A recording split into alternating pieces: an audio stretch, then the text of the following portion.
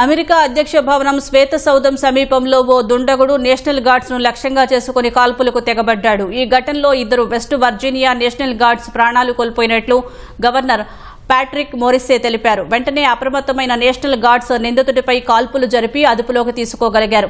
3 ఆసుపత్రికి తరలించగా 2 national guards అప్పటికే మృతి చెందినట్లు వైద్యులు తెలిపారు. నేషనల్ గార్డ్స్ పై దాడి చేసిన దుండగుడు ఒక పశువని, అతడు భారీ మూల్యం చెల్లించాలని అమెరికా అధ్యక్షుడు డొనాల్డ్ ట్రంప్ అన్నారు. దేశంలో నెలలుగా నేషనల్ గార్డ్స్ ఉనికిపై ప్రజలు ఆగ్రహంగా ఉన్నారు. అక్రమ వలసదారుల్ని బహిష్కరించేందుకు ఎదురవుతున్న సవాళ్లతో పాటు అల్లర్లు, నేరాలను అరికట్టడానికి ట్రంప్ పెద్ద ఎత్తున నేషనల్ గార్డ్స్ ను రంగంలోకి దింపారు. వీరు రైల్వే స్టేషన్లు, హైవే చెక్ పాయింట్లలో భారీగా తనిఖీలు చేపట్టారు. సైన్యాన్ని ఉపయోగించి తమ స్వాతంత్ర్యాన్ని హరిస్తున్నారంటూ పలు రాష్ట్రాలు ఆందోళన వ్యక్తం చేశాయి. నేషనల్ గార్డ్స్ కు వ్యతిరేకంగా అనేక చోట్ల నిరసనలు జరుగుతున్నాయి. ఈ నేపథ్యంలో వారిని లక్ష్యంగా చేసుకుని కాల్పులు జరిగాయి.